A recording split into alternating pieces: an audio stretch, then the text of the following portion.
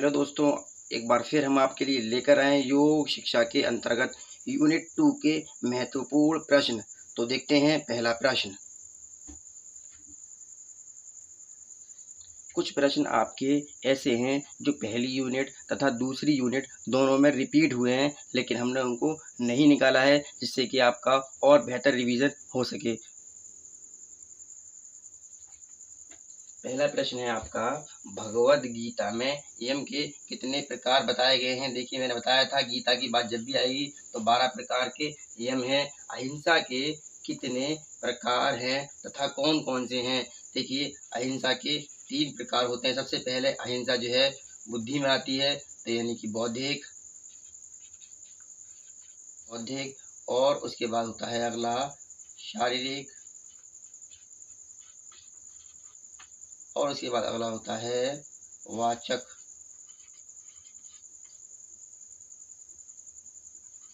देखते हैं अगला प्रश्न।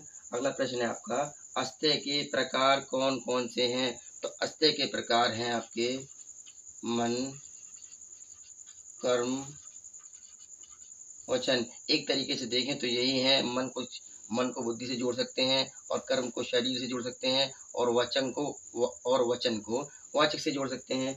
याज्ञवल्क्य संहिता में नियम के कितने अंग बताए गए हैं। मैंने बताया था पतंजलि के अलावा बाकी हर किसी ने यम और नियम के 10-10 प्रकार ही बताए हैं। 5 नंबर का प्रश्न देखते हैं, मन, कर्म तथा वचन के आधार पर अपरिग्रह कितने हैं। तो मन, कर्म तथा वचन के आधार पर अपरिग्रह आपके 3 ही हैं। उसके बाद देखते हैं अगला प्रश्न, भक्ति योग में किस बात पर बल दिया जाता है। तो भक्ति योग में ईश्वर श्रद्धा में बल दिया जाता है। भक्ति योग में श्रद्धा में बल दिया जाता है। अगला प्रश्न है आपका, ध्यान के प्रकार कौन कौन से हैं। तो सबसे पहले ध्यान के प्रकार 2 होते हैं। कौन कौन से होते हैं। सगुण ध्यान, उसके बाद होता है निर्गुण ध्यान। अगला प्रश्न है, समाधि के कितने प्रकार हैं। पीछे बताया गया था आपको 4 प्रकार हैं। अगला प्रश्न है आपका, चित्त की वृत्तियों के कितने भाग हैं। चित्त यानी मन, चित्त किसे कहते हैं, मन को कहते हैं, और इसके जो भाग हैं वो 5 हैं। कौन कौन से हैं, लिख लीजिएगा। सबसे पहला होता है चित्त, दूसरा होता है मूल, इसको पीछे बताया था मैंने डिटेल में आपको। उसके बाद अगला है विक्षिप्त, इसके बाद होता है एकाग्रता, और उसके बाद होता है निरुद्ध।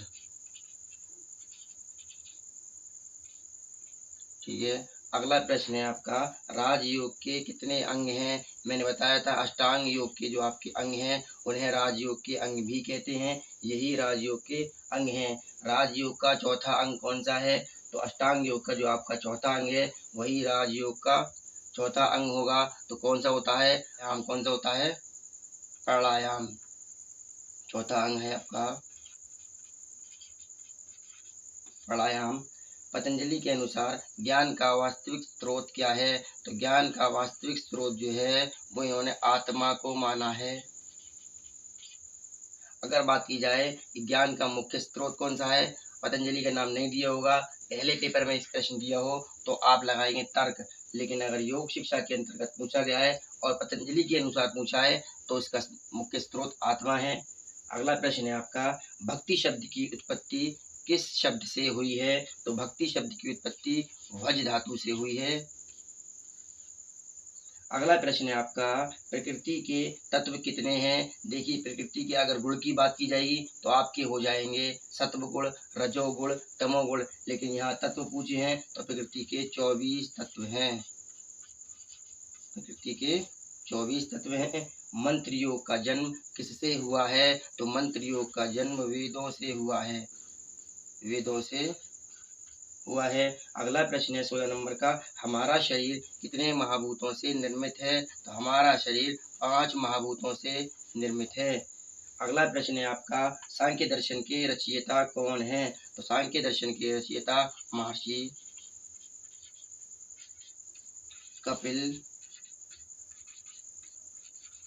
कपिल मुनि हैं। चलते हैं अगले प्रश्न की तरफ। अगला प्रश्न है आपका 18 नंबर का, प्राणायाम की क्रियाएं कौन कौन सी हैं। मैंने आपको पिछली वीडियो में बताया था प्राणायाम की 3 क्रियाएं हैं। कितनी क्रिया हैं? 3 क्रिया हैं। कौन कौन सी हैं? एक ट्रिक के माध्यम से निकाल सकते हैं। छोटा सा वर्ड है पकड़, पा से बन जाएगा पूरक, का से बन जाएगा कुंभक और रा से बन जाएगा रेचक। पूरक का अर्थ होता है सांस को अंदर ग्रहण करना और का कुंभक का अर्थ होता है सांस को अंदर रोकना और रेचक का अर्थ होता है सांस को धीरे धीरे छोड़ना। 19 नंबर का प्रश्न है आपका, सांख्य दर्शन के अनुसार दुख कितने होते हैं। सांख्य दर्शन के पास 3 दुख होते हैं। सबसे पहले कौन सा आता है?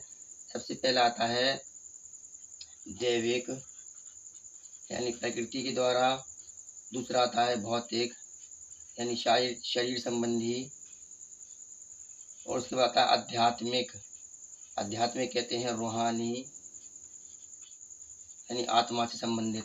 अगला प्रश्न है आपका 20 नंबर का, वेदों में मानव के कितने उद्देश्यों को महत्व दिया गया है। तो वेदों में मानव के 4 उद्देश्यों को महत्व दिया गया है। ठीक, देखिए आप योग केंद्र के बारे में 3 प्रश्न याद कर लीजिए। एक तो कृष्णरामाचार्य योग केंद्र कहाँ स्थित है। सबसे इम्पोर्टेंट जो है आपका वह अष्टांग योग केंद्र सबसे ज़्यादा इम्पोर्टेंट आपका है अष्टांग योग केंद्र। सबसे पहले जान लेते हैं कृष्णरामाचार्य योग केंद्र कहाँ स्थित है। ये आपका चेन्नई में स्थित है। ये आपका चेन्नई में स्थित है। अष्टांग योग केंद्र कहाँ स्थित है? ये मैसूर में स्थित है। इसे आप भूलना मत, कुछ चीज़ें आपको याद करनी पड़ेंगी। एक और होता है अरविंद का योग केंद्र कहाँ स्थित है। तो बात अरविंद की आ जाएगी तो आप कहेंगे पौंडचेरी। ठीक है, ये 3 प्रश्न आप याद कर लीजिएगा, जिसमें सबसे ज़्यादा इम्पोर्टेंट है अष्टांग योग केंद्र। ब्रह्मचर्य का उल्लेख योग के किस अंग में आता है। तो ब्रह्मचर्य बताया था मैंने, ये किसके अंतर्गत आता है? यम के अंतर्गत आता है। एक ट्रिक दी गई थी आपको, असा बा, और ये कहाँ आता है? चौथे नंबर पर आता है। जैसे कि इससे बनता था अहिंसा, सत्य, अस्त्य और ब्रह्मचर्य अपरिग्रह। तो इस प्रकार ये चौथे नंबर पर आता है। ठीक है, किस अंग में होता है? तो चौथे अंग में होता है। ठीक है, अगला प्रश्न है आपका, योग दर्शन के आचार मीमांसा में कितने अंग हैं।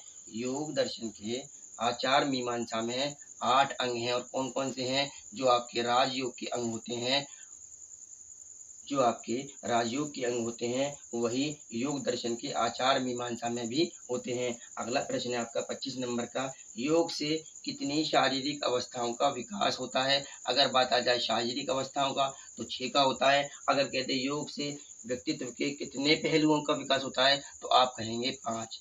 ठीक है, इस तरीके से आपके 2 प्रश्न बन गए। अगला प्रश्न है आपका, सांख्य योग में कितने तत्वों को मुख्य माना गया है। देखिए नंबरिंग सिस्टम पर है, कुछ प्रश्न आपको याद करने पड़ेंगे।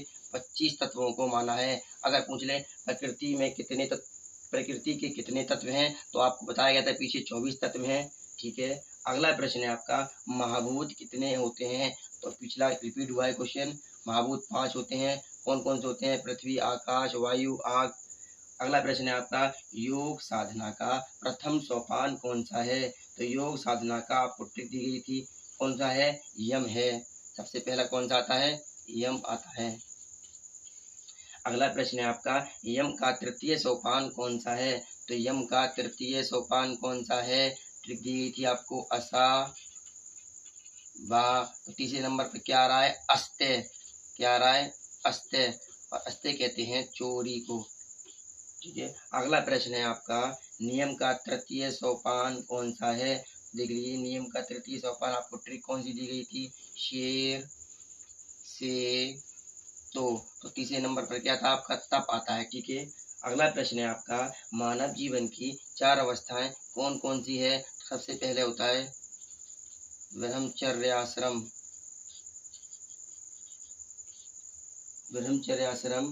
गृहस्थाश्रम, दूसरी होती है गृहस्थाश्रम और अगली होती है आपकी वानप्रस्थ।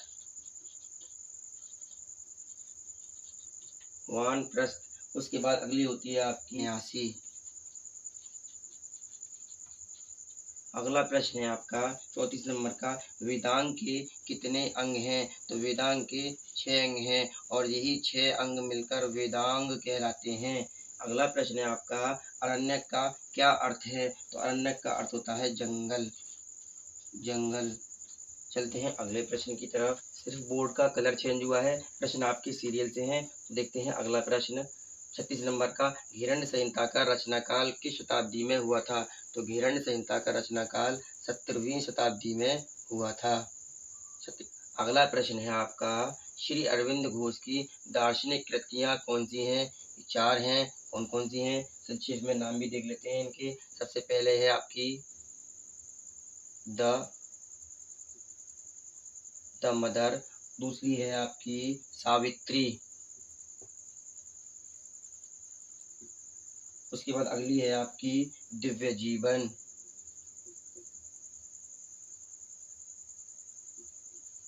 दिव्य जीवन। उसके बाद अगली है आपकी यौगिक साधन,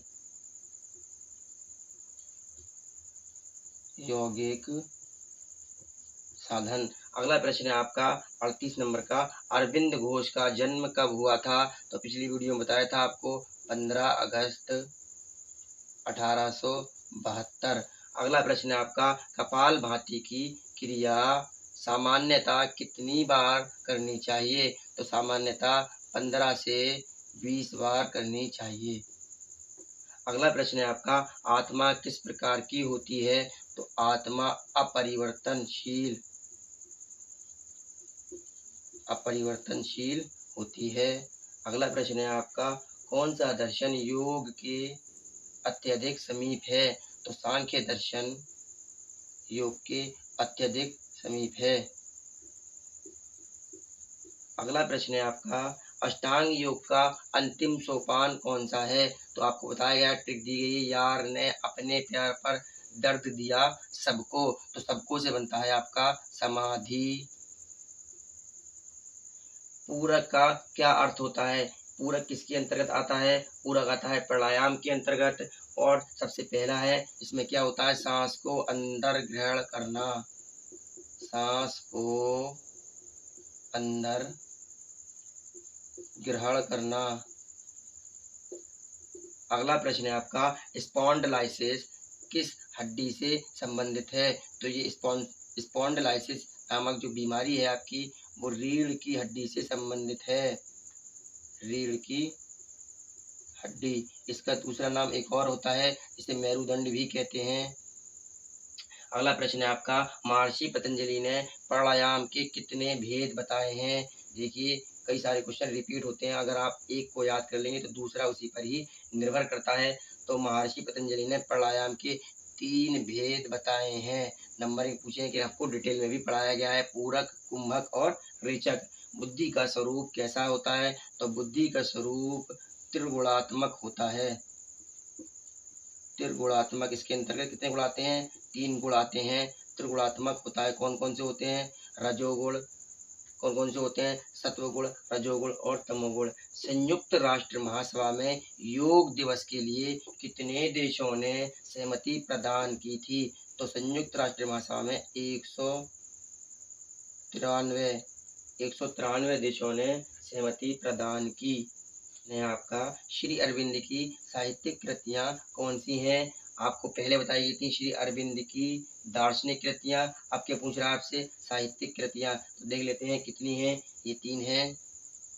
कौन कौन सी हैं आपकी? The life divine, the life divine. अगली है आपकी essays on Gita, essays on Gita. अगली है आपकी the synthesis of Gita, the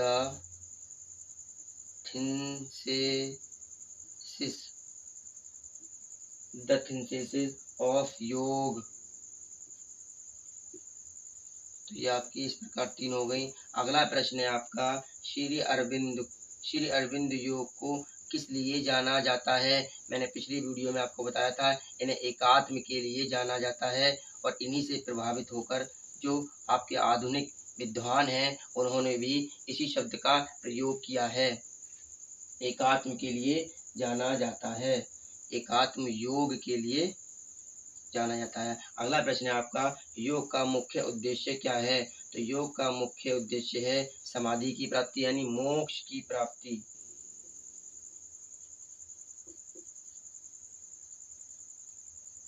तो इसी के साथ हम अपनी कक्षा को विराम देते हैं और मिलते हैं नई वीडियो में नए टॉपिक के साथ। तब तक के लिए जय हिंद।